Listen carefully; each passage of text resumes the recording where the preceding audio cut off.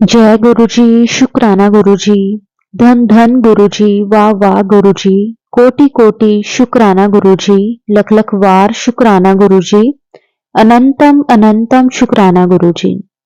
ओम नमः शिवाय। शिवजी सदा सहाय। ओम नमः शिवाय। गुरुजी सदा सहाय। जय गुरुजी, शुक्राना गुरुजी। संगत जी, मैं गुरुजी की बेटी कोमल आप सबके साथ अपना शुक्राना सत्संग शेयर करने जा रही हूँ। संगत जी, जब से मैं गुरुजी के साथ जुड़ी हूँ, गुरुजी ने मेरी लाइफ पूरी तरह से बदल दी है। संगत जी, उससे पहले ना जाने मेरी लाइफ में कितनी ही परेशानियां थी। संगत जी, सबसे बड़ी बात गुरुजी कहते हैं कि सबसे पहले मैं आपको हेल्थ ब्लेस करता हूँ, और ये बात बिल्कुल सच है। संगत जी, जब मैं गुरुजी के साथ जुड़ी थी उस टाइम ना संगत जी मेरे पैरों में बहुत दर्द रहता था। संगत जी, मैं ज्यादा देर तक खड़ी नहीं रह पाती थी, ना मेरे से नीचे बैठा जाता था। अगर मैं कभी कहीं जाती तो मैं हमेशा चेयर पे ही बैठती थी, मैं नीचे नहीं बैठ सकती थी। और ज्यादा देर अगर मैं खड़े खड़े काम करती थी तब भी मुझे बहुत प्रॉब्लम होती थी। तो मैंने ना अपने किचन में भी अपने लिए एक चेयर रखी हुई थी, जिसमें संगत जी मैं थोड़ी थोड़ी देर बाद उस पे बैठ जाती थी, क्योंकि लगातार खड़े होके मैं घर का काम भी नहीं कर पाती थी। अभी संगत जी मेरी एज भी इतनी ज्यादा नहीं है, मैं 42 ईयर्स की ही हूँ। लेकिन फिर भी संगत जी, पता नहीं ऐसा क्या ही था मेरे पैरों में। मैंने काफी बार चेक करवाया, मैंने कई टेस्ट भी करवाए, लेकिन पता नहीं संगत जी, कभी रिपोर्ट्स में कुछ नहीं आता था। बस इतना दर्द होता था। अगर मैं कई बार संगत जी ज्यादा देर तक अगर खड़ी हो भी जाती थी ना काम के लिए, जैसे कई बार कुछ होता है कि घर पे कोई फंक्शन है या फिर कुछ ऐसी चीज कि हाँ मुझे ज्यादा देर तक खड़ा होना पड़े, तो संगत जी मेरे पैरों में इतनी इतनी स्वेलिंग आ जाती थी कि मैं अगले 2-3 दिन तक बिल्कुल भी अपनी बेड से उठ नहीं पाती थी। ऐसी हालत थी मेरी। फिर संगत जी मुझे याद है, एक दिन मैं ना किसी आंटी के घर पे सत्संग पर गई। वो फर्स्ट टाइम होगा मेरा, शायद, मुझे ध्यान नहीं, उससे पहले पता नहीं मैं गई थी या नहीं। लेकिन संगत जी मेरे हिसाब से वो मेरा फर्स्ट टाइम था गुरुजी का सत्संग जब मैंने अटेंड करा।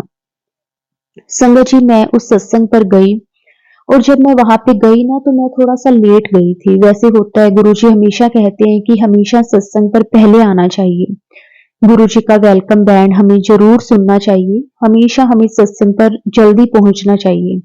मुझे इन सब चीजों के बारे में नहीं पता था। मुझे ये था कि चलो ठीक है, उन्होंने इनवाइट किया है, मैं थोड़ी देर जाकर आ जाऊंगी। संगत जी मैं उनके घर पे सत्संग पर गई, और उनके घर पे ना मैं गई थी लगभग, उनका जो सत्संग का टाइमिंग था ना संगत जी वो 4 से 6 बजे का था, और मैं 5, 5:15 के नियर अबाउट उनके घर पे गई थी। जब मैं वहां पे गई ना तो संगत जी उनके घर पे बहुत संगत ऑलरेडी बैठी हुई थी, और मुझे बैठने के लिए कहीं पे भी चेयर या सोफा इस टाइप का कुछ भी नहीं मिला।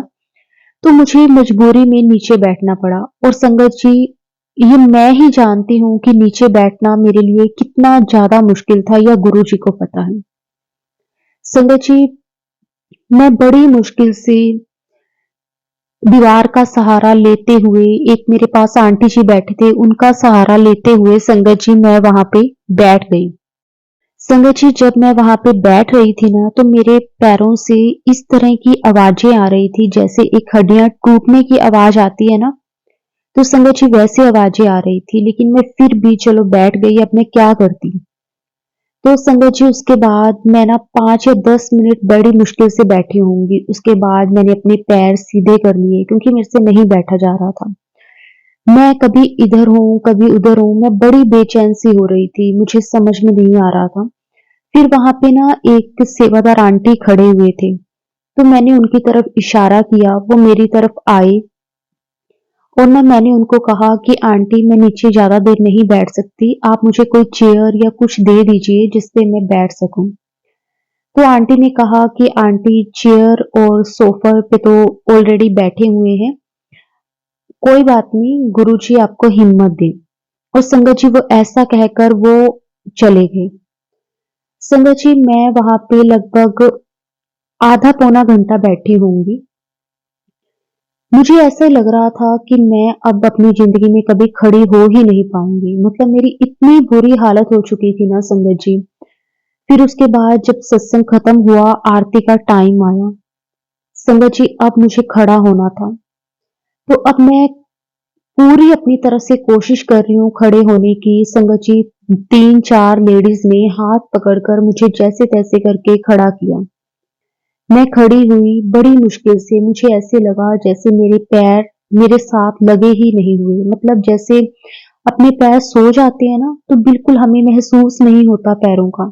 संगत जी सेम वैसा मुझे लग रहा था जैसे मेरे साथ मेरे पैर है ही नहीं।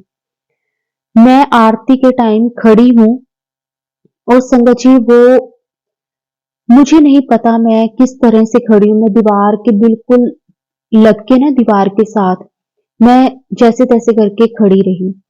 और उसके बाद जैसे सारी संगत बार-बार जा मतलब आगे-आगे जाकर अपनी-अपनी आरती ले रही है, लेकिन मुझ में बिल्कुल हिम्मत नहीं हो रही कि मैं आरती लेने जाऊँ। संगत जी फिर मैंने क्या किया कि वहाँ पे जैसे लेडीज़ खड़ी थी, तो मैं एक आंटी की चेयर पे जाके बैठ गई। उसके बाद संगत जी मेरे पैरों में बहुत अजीब-अजीब सा होने लग गया। फिर आरती वाली मतलब मैं रह गई थी, उसके बाद जो आंटी जो चेयर पे बैठे हुए थे, वो अपनी आरती करके आ गए थे। तो जब मैं जाने लगी संगत जी, मैं ना वहाँ पे इतनी ज़ोर से नीचे गिरी, क्योंकि संगत जी मेरे पैरों में बिल्कुल जान नहीं थी। मैं बहुत ज़ोर से नीचे गिरी और मुझे वहाँ पे 2-3 आंटी जी ने पकड़ा और मुझे बिठा दिया। मैं आरती नहीं कर पाई, मैंने दूर से ही माथा टेक दिया। संगत जी मुझे ऐसे लगा कि आज तो मैं गई। और मैंने उस दिन हाथ जोड़ लिए कि आज के बाद मैं कभी इस तरह से किसी के घर पे सत्संग पे या फिर पार्टी वगैरह पे मतलब मैं नहीं जाऊंगी, क्योंकि मेरी हालत ऐसी नहीं है कि मैं ये सब चीजें अटेंड कर पाऊं, क्योंकि मैं बिल्कुल मतलब ठीक नहीं हूँ। जब अपना शरीर साथ नहीं देता ना तो संगत जी बहुत बहुत मुश्किल होती है।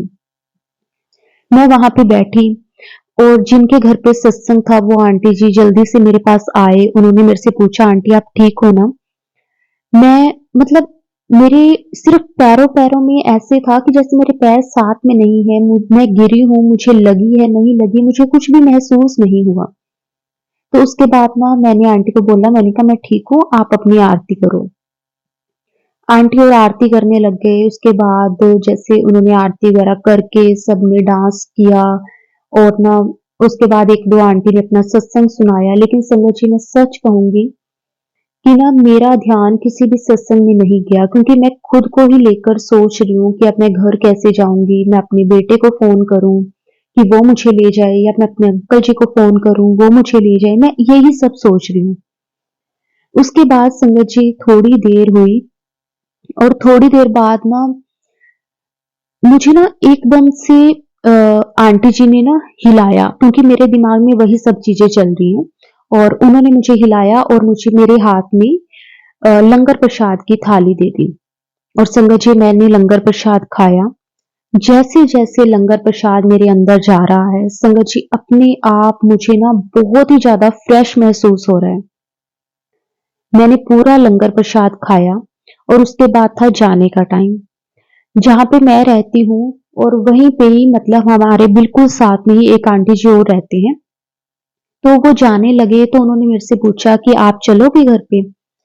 तो मैंने कहा कि ना मेरे से तो इतनी देर चला नहीं जाएगा, मैं अपने बेटे या अंकल को फ़ोन करती हूँ। तो उन्होंने बोला कि ना मेरा बेटा आया हुआ है, वो हमें छोड़ देगा, आप बाहर तक आ जाओ।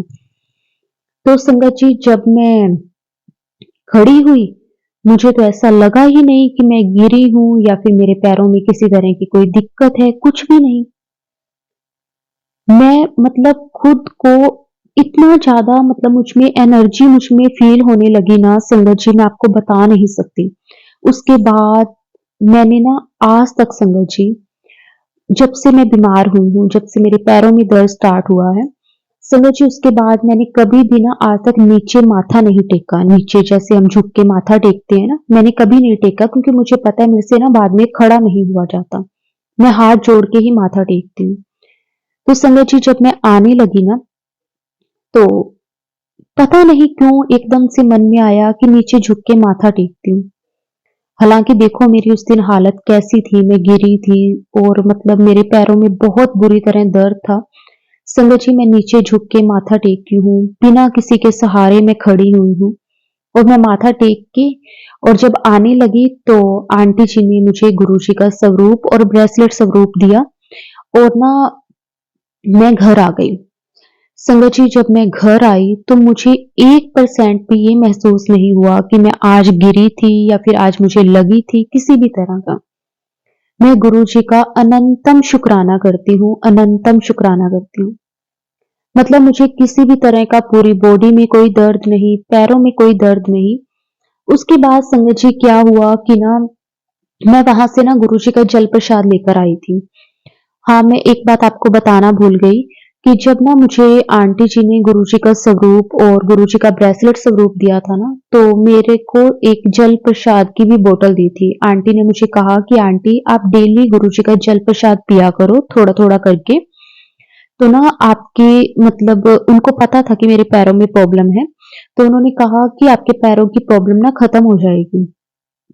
संगत जी, मुझे तो उस दिन लंगर प्रसाद के बाद ही अपने आप में बहुत एनर्जी महसूस होने लगी, लेकिन वही है ना, जब ना सालों से हम में कोई बीमारी हो, वही चलती आ रही हो ना, तो एक ना हमारा माइंड सेट हो जाता है कि मैं अगर ज़्यादा देर खड़ी रहूँगी तो पैरों में दर्द हो जाएगा, मैं नीचे नहीं बैठ सकती। ये चीज़ें ना हमारे माइंड में ही सेट हो जाती हैं।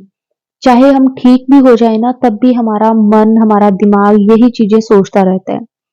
तो मैंने क्या किया कि गुरुजी ने तो संगत जी मुझे पहली बार में ही ब्लेस कर दिया था। आशीर्वाद अपना दे दिया था गुरुजी ने, लेकिन मैं फिर भी वही है ना कि हम इंसान हैं। मैं घर आई, मैंने घर आके ना गुरुजी का जो जल प्रसाद था, संगत जी वो थोड़ा-थोड़ा डेली पीना स्टार्ट कर दिया। मैंने अपने मंदिर में गुरुजी को स्थापित कर दिया। गुरुजी का जो ब्रेसलेट मुझे मिला था, वो मैंने अपने हाथ में डाल लिया। तो संगत जी ऐसे गुरुजी की कृपा मुझ पे स्टार्ट हुई। मेरा कनेक्शन गुरुजी के साथ बना नहीं बना वो मुझे नहीं मालूम, लेकिन हाँ गुरुजी ने मुझे अपने साथ कनेक्ट कर लिया था। उसके बाद संगत जी मैं ना डेली गुरुजी का जल प्रसाद लेती रही। धीरे धीरे संगत जी मुझे ना अपनी बॉडी में काफी ज्यादा चेंजेस महसूस होने लगे, लेकिन फिर भी वही हम इंसान हैं, हम में इफ एंड बट रहती रहती है। तो ना एक दिन ना मैं बैठी थी और ना मुझे एक आंटी जी का फ़ोन आया। वो हमारे घरों के पास ही रहते हैं, तो मैंने उनका फ़ोन उठाया। उन्होंने मुझे कहा कि ना आंटी आज ना हमारे घर पे ना सत्संग है, आप ज़रूर आना। तो मैंने कहा आप सत्संग करवा रहे हो, गुरुजी का सत्संग करवा रहे हो? तो उन्होंने बोला कि हाँ जी, गुरुजी का सत्संग है, आप ज़रूर आना। हमारा ना एक्चुअली रात को ही प्लान बना है, तो मैं सभी को अभी फ़ोन कर रही हूँ और जो सत्संग का टाइम है वो शाम को 5 से 6 का ही है, क्योंकि इंस्टेंट प्रोग्राम बना है, तो हम ज़्यादा मतलब 2 घंटे का सत्संग नहीं कर रहे, 1 घंटे का ही सत्संग करेंगे। तो मैंने कहा कि चलो ठीक है।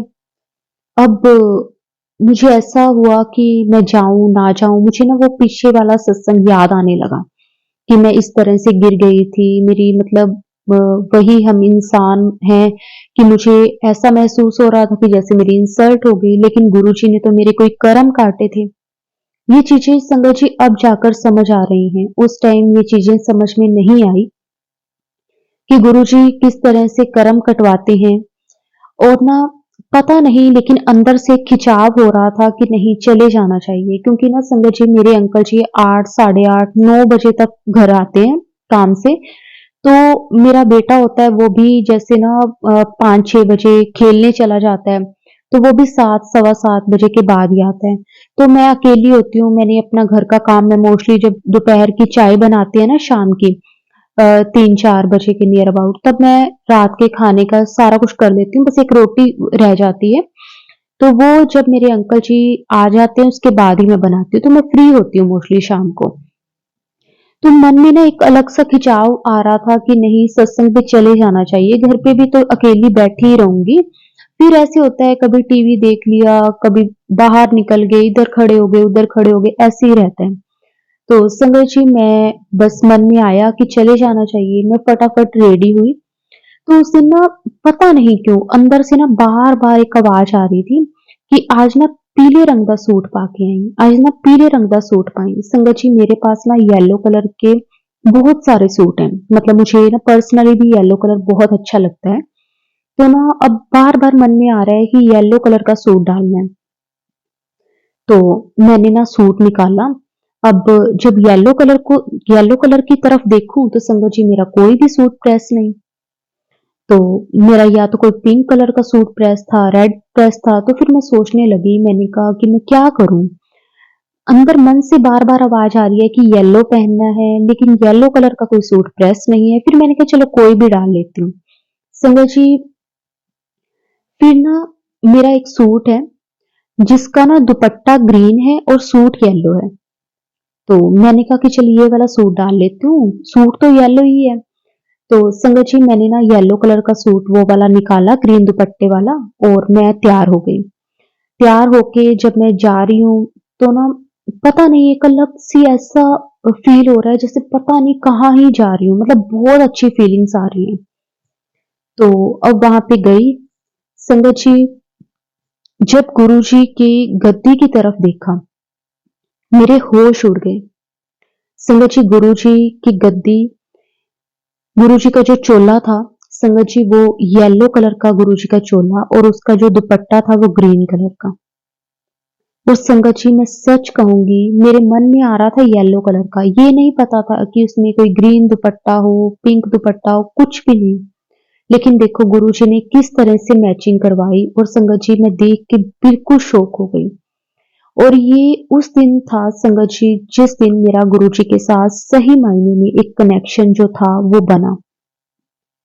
मैं समझ गई कि अब गुरुजी मुझे खुद के साथ कनेक्ट कर रहे हैं। शुक्राना गुरुजी, आपका अनंतम शुक्राना, कोटि कोटि शुक्राना गुरुजी। संगत जी, गुरुजी ने मुझे खुद के साथ जोड़ा, और मैं खुद को बहुत बहुत ब्लेस्ड फील करने लगी कि गुरुजी की कृपा मेहर किस तरह से संगत जी मुझ पे, मेरे परिवार पर होनी शुरू हो गई। उसके बाद संगत जी, मैंने अपनी लाइफ में कभी भी मुड़कर नहीं देखा, और मुझे पूरा भरोसा है संगत जी, पूरा भरोसा, इसमें कोई भी दो राहें नहीं है कि संगत जी गुरुजी ने मुझे इतना ब्लेस करा है, इतना ब्लेस करा है। सबसे पहले मैं गुरुजी का शुक्राना करती हूँ कि गुरुजी ने मुझे हेल्थ ब्लेस करी। और संगत जी, मैं अब बिल्कुल ठीक हूँ। मुझे ना मतलब 1% भी ये महसूस नहीं कभी हुआ कि कभी मेरे पैरों में दर्द भी होता था। मैं अपनी लाइफ में इतनी दर्द से परेशान थी, इतनी प्रॉब्लम में थी संगत जी, मुझे ये सब चीजें अब महसूस ही नहीं होती। ये सिर्फ और सिर्फ मेरे सतगुरु जी महाराज जी की कृपा से ही हो पाया है। संगत जी, उसके बाद मैं ना अपने बेटे को लेकर भी बहुत ज्यादा परेशान थी, क्योंकि ना संगत जी जैसे जैसे वो बड़ा हो रहा है, क्योंकि ना अब वो मतलब टीन एज का है, और ना संगत जी आप समझ सकते हो कि ना इस एज में ना बच्चे मतलब अपनी ही करने लग जाते हैं। और संगत जी वो भी थोड़ा सा ना अपने आप में रहने लगा है। अगर हम उसे कुछ कहते हैं, मैं या मेरे अंकल जी, तो ना बड़ा चिड़चिड़ा सा बिहेव करता है। मतलब किसी की बात सुनना नहीं, अपने आप में रहना, अगर हम कुछ उसे कहें उसकी भलाई के लिए तो आगे से जवाब देना।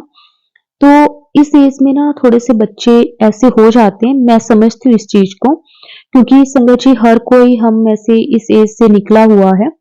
हमें ऐसा लगता है कि हम सही हैं, हमारे पेरेंट्स जो भी कह रहे हैं वो सही नहीं है, गलत ही है। तो मैं ना गुरुजी को कहती थी कि गुरुजी, ये आपका बच्चा है, आपने ही इसे संभालना है। और संगत जी गुरुजी के ना मेरे पास कई मैसेजेस आते थे कि तेरा बेटा ना गलत संगत में पड़ रहा है, उसे संभाल ले, अभी भी मौका है। तो संगत जी देखो, एज ए पेरेंट्स हमें ना मतलब टेंशन हो जाती है कि सच में कहीं हमारा बच्चा इस ऐसे गलत चीज़ों में ना पड़ जाए। तो संगत जी, मैंने ना अपने बेटे को ना गुरुजी का डेली जल प्रसाद देना स्टार्ट करा कि गुरुजी की कृपा उस पे रहे। और संगत जी, मैं ना कोशिश करती हूँ कि अपने बच्चे को ना मतलब गुरुजी की तरफ लगाऊं, क्योंकि ना अ, संगत जी, आप सब जानते ही हो कि अब ना किस तरह का माहौल है। बच्चे ना बहुत जल्दी गलत गलत आदतों में पड़ जाते हैं, स्पेशली मतलब मैं ये नहीं कहूंगी लड़के या लड़कियां, लेकिन ना लड़कियों में ना थोड़ी-सी ये चीज़ ज़्यादा होती है, लड़कियाँ फिर भी थोड़ा बहुत होता है कि ना अपने घर का और इस तरह से चीज़ों का सोच लेती हैं। कई लेकिन आजकल तो सेम ही चीज़ है, तो ना मैं थोड़ा-सा ज़्यादा डर रही थी अपने बेटे को लेकर, क्योंकि ना गुरुजी के इस तरह के मैसेजेस भी आ रहे थे, सत्संग भी सुनने को मिल रहे थे। तो ना फिर संगत जी, जैसे बच्चों को समझाना, मैं अपने अंकल जी को भी कहती थी, मैंने कहा आप ना उससे बात किया करो, क्योंकि ना इस एज में ना हमारी बॉडी में भी बहुत सारे चेंजेस आने लग जाते हैं। तो आप ना बेटे के साथ एज़ ए फ्रेंड उससे बात किया करो, उसे समझाओ कि इस एज में हमें ये नहीं करना, ये करना है, मतलब जो भी चीज़ें होती हैं। तो ना अगर हम ना अपने बेटे से बात करने की कोशिश करते तो संगत जी, वो ना मतलब हमें आगे से बोलने लग जाता, आप तो बस सारा दिन मुझे लेक्चर ही देते रहते हो। इस तरह से ना फिर गुरुजी ने मुझे बताया कि ना तेरे बेटे के ऊपर ना मतलब किसी ने ना वशीकरण सा किया हुआ है, और ये नेगेटिविटी के कारण तेरा बेटा इस तरह से चिड़चिड़ा सा हो गया है, और वो किसी की बातें सुनता नहीं है, अपने आप में रहता है।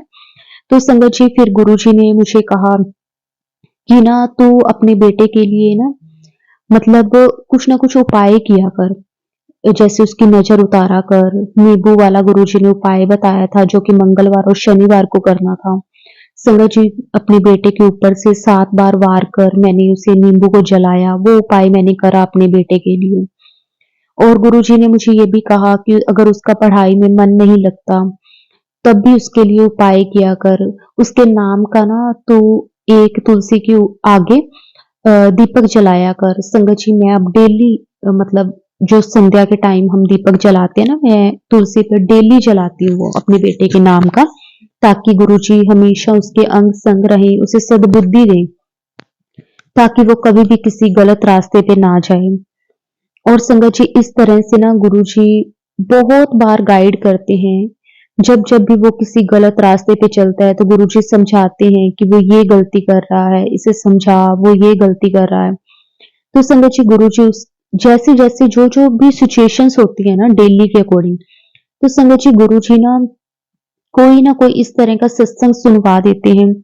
अब ना संगत जी, गुरुजी ने ना मुझे कल एकादशी वाला भी एक सत्संग सुनवाया था कि ना, क्योंकि ना संगत जी, अब जब बेटा इस तरह से करता है ना, तो मुझ में और मेरे अंकल जी के बीच में भी ना बहुत झगड़े हो जाते हैं बच्चे को लेकर। तो गुरुजी ने कहा था कि बिना बात पे ना, छोटी-छोटी बातों पे जब तुम पति-पत्नी में झगड़े होते हैं, तो तुमने क्या करना है कि तुलसी के ना पत्ते लेने हैं, उस पे 1-2 पत्ते लेने हैं, एक पे तूने अपना नाम और एक पे अपने पति का नाम लिख के, और ना उसे जब दीपक जलाए ना तो उसके नीचे दोनों को रख देना, इससे ना मतलब तुम दोनों को ब्लेसिंग्स मिलेंगी। और संगत जी, मैंने ये भी करा, और मैं गुरुजी का अनंतम शुक्राना करती हूँ, दिल से गुरुजी का शुक्राना करती हूँ कि गुरुजी ने जब से हाथ पकड़ा है ना, गुरुजी ने बहुत बहुत ब्लेस करा है। शुक्राना, अनंतम शुक्राना गुरुजी।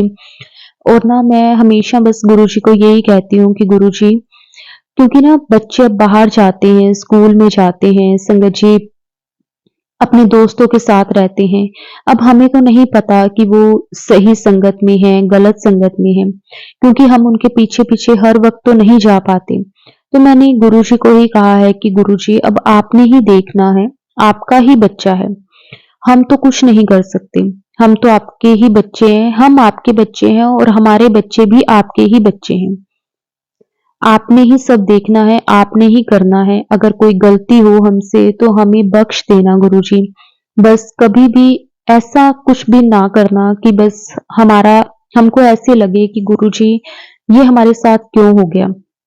बाकी रही बात संगत जी हमारे कर्मों की, वो तो जैसे हमने कर्म किए हैं वो तो हमें भोगने ही पड़ेंगे। गुरुजी कहते हैं कि ना आपके 90% जो कर्म है ना वो तो मैं अपने ऊपर ले लेता हूँ और आपको तो सिर्फ 10% ही भोगना पड़ता है।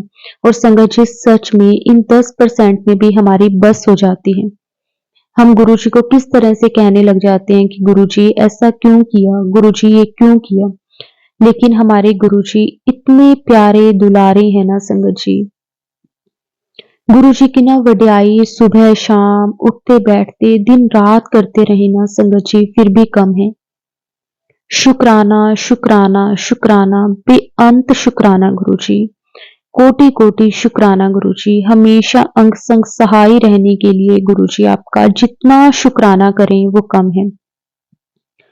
सच में संगत जी गुरुजी ने ना देखो गुरुजी कहते हैं ना कि सबसे पहले मैं आपको हेल्थ ब्लेस करता हूँ फिर वेल्थ। और संगत जी ये बात भी बिल्कुल सच है। गुरुजी ने ना जैसे मैंने आपको बताया कि मेरे पैरों में बहुत दर्द था, गुरुजी ने सबसे पहले मुझे हेल्थ ब्लेस करी, उसके लिए गुरुजी आपका कोटि कोटि शुक्राना। और संगत जी उसके बाद गुरुजी ने मुझे वेल्थ भी ब्लेस करी। मेरे अंकल जी के काम में ना काफी ज्यादा प्रॉब्लम्स आ रही थी, तो गुरुजी ने ये भी बताया कि ये भी नेगेटिविटी के कारण है। अमावस्या वाले दिन गुरुजी ने कहा था कि किसी न किसी जरूरतमंद को खाना खिलाया करो, इससे ना तुम्हारे काम में बरकत आने लगेगी, काम में बढ़ोतरी होगी। और संगत जी मैं हमेशा हर मस्या में ये करती हूँ, किसी जरूरतमंद को खाना जरूर खिलाती हूँ। अगर कोई जैसे हो उन्हें तो अगर कोई घर पे आ जाए जैसे कोई मांगने वाला या कुछ, तो संगत जी उन्हें तो फिर मैं प्रॉपर खाना वगैरह खिला देती हूँ जो भी हमारे घर में बना होता है, क्योंकि वो भी गुरु जी का ही रूप होते हैं। और संगत जी अगर ऐसा कभी ना हो तो फिर मैं ना उस दिन क्या करती हूँ, जैसे हमारे घर के आसपास जो भी जरूरतमंद बच्चे लोग रहते हैं उनको कुछ ना कुछ शाम को जाके खिला जाती हूँ। मतलब करती हूँ जैसे भी गुरुजी उस दिन का हिसाब से करवा लेते हैं। और मैं गुरुजी को बोलती हूँ कि गुरुजी ये आपने ही करवाना है, किस तरह से करवाना है ये अब आप देखो। और गुरुजी अपने आप संगत जी कोई ना कोई रास्ता बना ही देते हैं। शुक्राना शुक्राना शुक्राना कोटि कोटि शुक्राना गुरुजी। संगत जी अब गुरुजी ने वेल्थ भी ब्लेस करी है, उसके लिए भी गुरुजी आपका अनंतम शुक्राना। बस अपनी कृपा मेहर हमेशा बनाए रखना, सरबत का भला करना गुरुजी, सबकी झोली खुशियों से भरना, कभी किसी की कोई भी इच्छा ऐसी ना हो संगत जी जो पूरी ना हो। बस मैं तो हमेशा दिन रात गुरुजी से यही अरदास करती हूँ कि गुरुजी हम आपके बच्चे हैं, जाने अनजाने में रोज कितनी ही गलतियां करते हैं, लेकिन आप तो बख्शनहार हो, हमें बख्श देना गुरुजी, हमें बख्श देना। रोज कितनी हमसे जाने अनजाने में भूल हो जाती है गुरुजी, फिर भी संगत जी हमें इतना प्यार दुलार करते हैं ना। अगर संगत जी कभी उदास हो तो गुरुजी अपनी प्रेजेंस हमें महसूस करवाते हैं, हमें बताते हैं कि मैं हर पल तुम्हारे साथ हूँ, तुम चिंता मत करो, मैं आपके आस पास ही हूँ। संगत जी गुरुजी कभी बटरफ्लाई के रूप में दर्शन देते हैं, कभी पीजन के रूप में। जब जब गुरुजी को याद करते हैं ना संगत जी, गुरुजी अपनी प्रेजेंस जरूर महसूस करवाते हैं। शुक्राना शुक्राना शुक्राना गुरुजी आपका कोटि कोटि शुक्राना। संगत जी गुरुजी की वड्याई में ना हम सत्संग चाहे सुबह शाम उठते बैठते भी करते रहे ना तब भी कम है। लेकिन संगत जी मुझे लगता है कि मेरा ये सत्संग काफी ज्यादा लंबा हो गया है।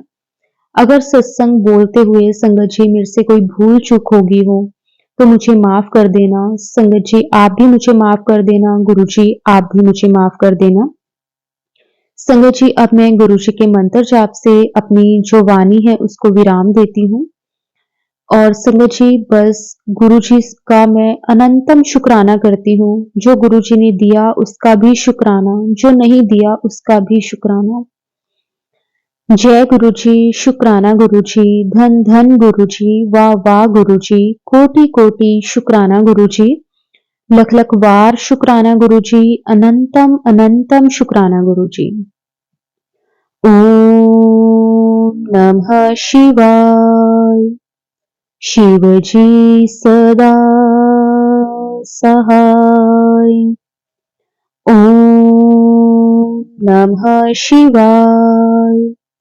गुरुजी सदा सहाय। जय गुरुजी, शुक्राना गुरुजी, अनंतम अनंतम शुक्राना गुरुजी।